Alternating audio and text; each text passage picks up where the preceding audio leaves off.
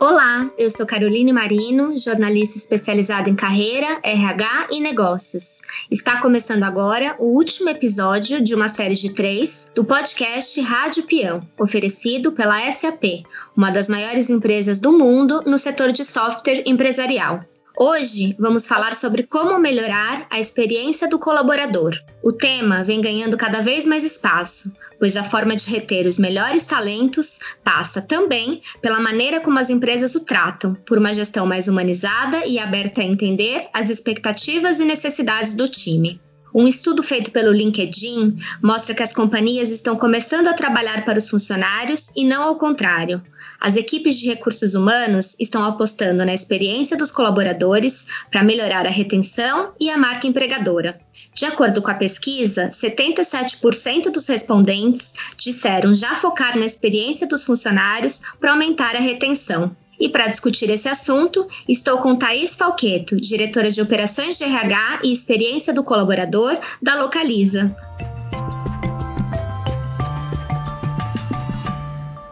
Thaís, a pesquisa citada no começo deste episódio mostra que os RHs já se atentaram para a importância da experiência do colaborador para o sucesso dos negócios. Por sua experiência nesse mercado, você acredita que as empresas estão só no discurso ou projetos desse tipo já saíram do papel? Olha, de uma forma mais instintiva, acho que as grandes empresas já fazem isso há algum tempo. Agora, de uma forma mais técnica e como uma disciplina, esse é um movimento mais recente e que as empresas estão buscando cada vez mais se aprofundar. Lá na Localiza, eu tenho orgulho de dizer que tanto é uma realidade que a gente tem uma área formalmente batizada de experiência do colaborador. E o nosso objetivo é, de fato, mapear, entender, explorar as oportunidades que levem a uma melhor experiência do nosso colaborador, né? E é impressionante perceber como, de fato, o cuidado está presente em toda a liderança da empresa, que é fundamental para que esse trabalho seja feito com qualidade, né?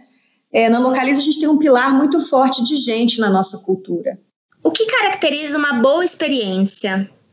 Boa experiência para a gente é saber que o nosso colaborador, em todas as fases da sua jornada, e em cada interação com a nossa empresa e com a gente, ele se sente bem atendido, feliz, identifica que a empresa é de fato muito, muito boa em prestar, oferecer aquele serviço ou experiência para ele.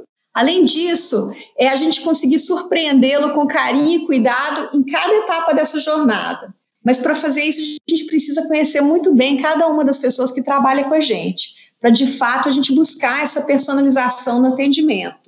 E o RH tem um papel essencial nesse processo, né? Qual deve ser a postura da área para, de fato, entender e atender as perspectivas e necessidades dos colaboradores?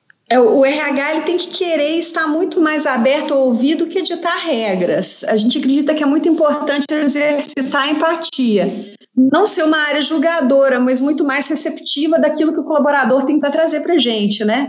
Tem que ser uma área que está próxima das pessoas. Enquanto perceber que algo não está indo bem, ser humilde para reconhecer e buscar a mudança. A gente não sabe tudo, a gente tem muito a aprender com os nossos colaboradores. E é realmente buscar colocar o colaborador no centro, né? É não ter mais a pretensão de criar programas para o colaborador sem ouvi-lo, sem vestir o chapéu do colaborador e perguntar para ele o que ele está esperando da gente. E um dos pilares importantes nesse processo é a parceria com os líderes das áreas de negócio.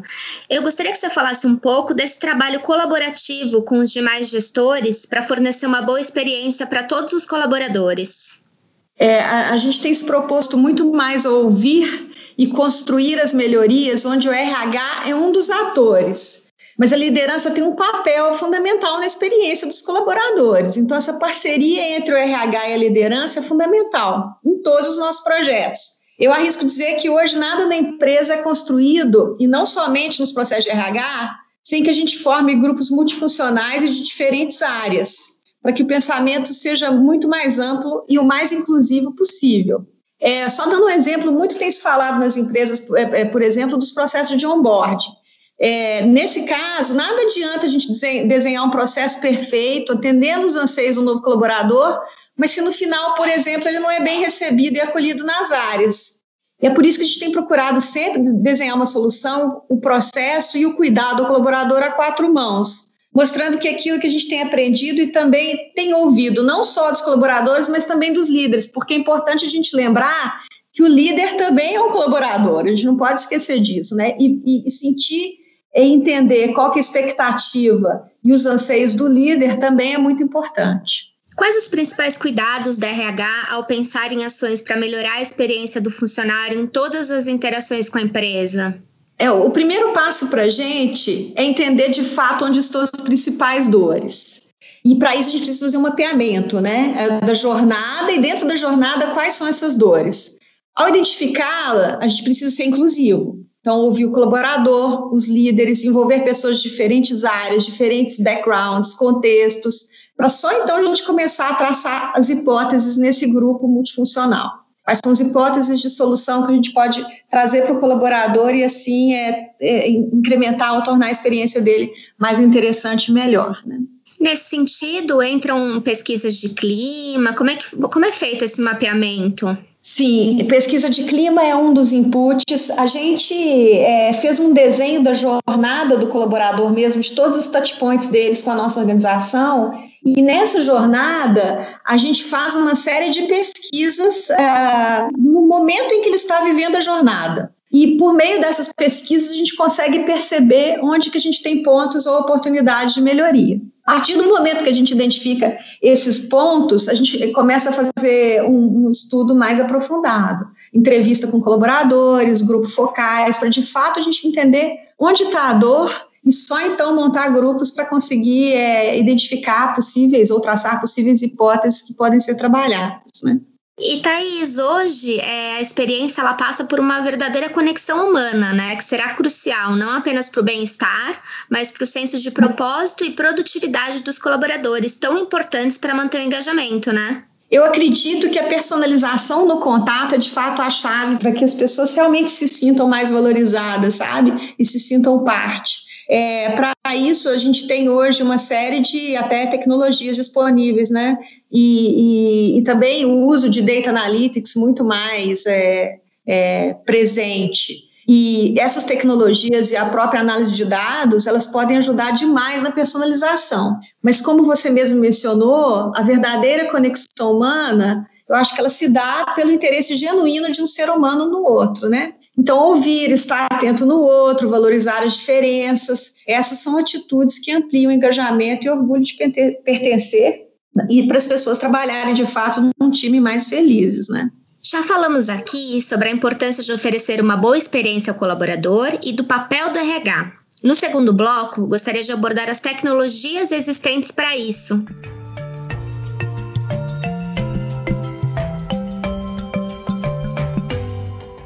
Thaís, como é que a tecnologia pode ajudar nesse processo?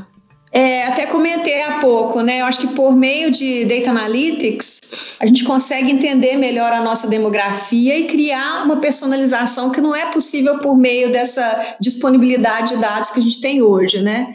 Tecnologias como Machine Learning, são tecnologias que podem agilizar o atendimento e muitas vezes aprimorar a experiência do colaborador, porque nos ajudam a entender o seu comportamento, né? Hoje também a tecnologia nos traz a possibilidade de oferecer o atendimento por diversos canais. E a gente brinca, né, assim, que a gente falava no passado de ter um CRM para entender melhor o cliente, conseguir entender como que ele interage com a gente. A gente hoje, de fato, deseja ter uma espécie de um CRM, mas do colaborador, né? Ter todas as informações ali consolidadas de forma que a gente possa gerar o menor retrabalho possível no colaborador e surpreendê-lo, né, e atender a expectativa dele de uma forma muito plena. Isso começa desde o processo de recrutamento e seleção, né? Essas tecnologias elas podem ser usadas desde o primeiro contato com o funcionário, até para melhorar a experiência, né? Sem dúvida, começa desde a etapa de recrutamento e seleção, acho que dando a oportunidade das pessoas enxergarem de fato as posições que as empresas estão oferecendo, se candidatar às vezes para posições que ainda não existem, mas ficarem ali num banco de talentos, né? Ter a oportunidade de conhecer melhor as organizações, mas também por participar de processos seletivos que são muito mais ágeis, onde a gente consegue medir uma amplitude de competências e habilidades muito mais ampla também, tendo acesso a muito mais candidatos, fazer uma seleção mais assertiva e trazer para dentro de casa aquela pessoa que mais tem o fit, de fato, com a organização e com a vaga. Nos dá a oportunidade de conhecer pessoas de diferentes localidades, né? Isso está muito presente hoje. Então, a tecnologia, ela realmente ela nos ajuda muito nesse contato prévio ao ingresso do colaborador com a gente e depois na jornada dele conosco também, né? Por todo aí o tempo que ele fica com a gente. E o que é necessário para implementar essas soluções? É importante, por exemplo, fazer um mapeamento do perfil dos funcionários para adequar essas ações? Você comentou bastante, né, sobre as pesquisas que vocês fazem. Gostaria que você falasse um pouquinho sobre isso. Nosso trabalho na experiência do colaborador, a gente começa desenhando a jornada do colaborador para cada uma das personas que a gente identifica, né? Essa é uma técnica que ajuda muito. E é importante a gente revisitar, utilizar essa técnica por persona, porque as dores não necessariamente são as mesmas para todos os grupos de colaboradores. Então, como você bem disse, conhecer a demografia é muito importante, não só como uma forma de buscar diversidade e inclusão, né? Mas também para entender com profundidade quem já está com a gente, como é que a gente pode aprimorar essas experiências e quem a gente quer trazer para estar com a gente no futuro também. E como você bem falou, né, anteriormente, o RH tem que ter um olhar de tecnologia bem aprofundado, né? Porque demanda conhecer as soluções também, né, Thaís? Sim, conhecer o que existe disponível no mercado para endereçar cada uma das dores, né? Eu acho que a tecnologia agora ela permeia todas as áreas de uma empresa. É importante essa atenção, né? Tá muito conectado, conhecendo o que está sendo feito, conhecendo empresas que estão explorando essas oportunidades para a gente conseguir trazer para dentro de casa também. E a parceria com a área de TI, ela também é importante? Muito. O RH, ele tem que estar ouvindo muito o colaborador e tem que estar muito conectado com a TI, porque a TI é que acaba nos dando insumos, né? Nos mostrando também caminhos e tecnologias disponíveis para que a gente possa aplicar. Eu acho que cada vez mais os profissionais eles têm que, lógico, olhar para o que a TI tem a nos ensinar dentro de casa, mas também se interessar por estudar, né? Olhar o que está sendo feito fora, ler bastante, consultar o que tem de tecnologia disponível, até para conseguir discutir bem com a TI dentro de casa quais seriam as melhores soluções a serem aplicadas, né? Para conseguir ter uma discussão de valor de fato. E comunicar essas soluções também é essencial? Como é que deve ser esse trabalho? A comunicação ela é fundamental para garantir que a informação correta se dissemine em grandes organizações, né, e para o grande contingente de pessoas. Essa comunicação ela é sempre desafiadora. Com a vinda do desenvolvimento de projetos ágeis, né, a gente aprendeu muito sobre ritos para se não só realizar os desenvolvimentos, mas também para comunicar, garantir que a comunicação dos novos desenvolvimentos ela flua e que as pessoas conheçam o que está sendo estudado em termos de tecnologia, quais são os trabalhos que estão sendo desenvolvidos e aplicados continuamente. Mas, além disso, na Localiza, por exemplo, a gente tem vários ritos, não só os voltados à tecnologia, mas também voltados à gestão, né, do dia a dia. E, para isso, existem várias ferramentas hoje de comunicação também voltadas à tecnologia presentes. Acho que o grande desafio é como é que a gente faz isso tudo convergir e chegar de uma forma adequada ao colaborador. Uma ação que a gente tem feito na Localiza, que eu acho que tem sido interessante, a gente sempre, antes de realizar uma grande comunicação, a gente procura até montar perguntas e respostas. Quais seriam as perguntas e respostas mais comuns entre a liderança? Quais seriam as perguntas e respostas mais comuns entre os colaboradores? Isso eu acho que também é um exercício de empatia, sabe? Tentar entender como é que o outro lado vai receber e o que a gente precisa estar passando de informação para que as pessoas se sintam inseridas e entendam de fato o que está acontecendo, né? É importante também que os líderes de cada área trabalhem para fomentar esse ambiente e estejam disponíveis para tirar dúvidas. Hoje, ela ainda é mais forte do que nunca essa necessidade, porque as mudanças estão vindo numa velocidade muito grande, né? E talvez a busca por esse ambiente mais colaborativo, mais, de certa forma, até informal, e inclusivo nas decisões, né? Eu acho que isso que a gente busca muito nas organizações e exige que a liderança tenha essa abertura, né? Senão não funciona esse modelo mais participativo e colaborativo que a gente precisa viver hoje, né? Que eu acho que traz a melhor experiência também para o colaborador. Quais as principais vantagens, Thaís, de usar a tecnologia para melhorar a experiência para a empresa? Bom, a tecnologia nos trouxe a possibilidade, por exemplo, de ter muito mais canais para ouvir o colaborador, né, para trocar com ele. Isso nos permite ter uma maior agilidade nesse contato, uma maior velocidade para atender as demandas do próprio colaborador, uma precisão também muito maior, porque você tem acesso a um volume imenso de dados. A partir desses dados, é possível você fazer diversas análises que antes você não conseguiria. É possível você registrar tudo isso que está sendo trocado, né? Uma capacidade muito maior de colher e armazenar informação. E, de fato, com tudo isso, você dá um retorno, uma perspectiva melhor para o colaborador que está contigo. Eu acho que um outro viés da tecnologia, realmente, ele é voltado para a retenção. Porque hoje a pessoa que se junta a uma organização, ela já tem, fora da empresa, o acesso a muita tecnologia, né? A vida dela já é muito digital. O contato para pedir um alimento, o contato com o banco, né? Ela está muito inserida ali em fazer tudo por meio de um celular, por exemplo. E o nosso desejo é que quando ele entre para a organização, ele não se frustre, muito pelo contrário, que ele encontre ali dentro daquele ambiente um nível de tecnologia que seja, no mínimo, comparável àquele que ele tem na vida privada, mas o nosso desejo, de fato, é conseguir exceder a expectativa dele, né? Que ele venha para dentro da organização e consiga também aprender com a gente em termos de tecnologia. Esse é o nosso desejo. E para os profissionais, quais são as principais vantagens? Eu acho que ele também tem muito mais rapidez, né? Eu acho que tem dois vieses aí. Antes ele demorava para receber algum serviço que ele tinha desejo dentro de uma organização, porque a tecnologia não existia, né? E hoje a gente consegue, busca, né, com que ele não tenha nem que pedir. Que a gente consiga antecipar as demandas dele e entregar de uma forma muito mais rápida, né? Digital, na mão dele, a informação que antes ele tinha que correr atrás e buscar com muita dificuldade dentro das organizações, né? Isso melhora muito a conexão, né, do colaborador com a empresa.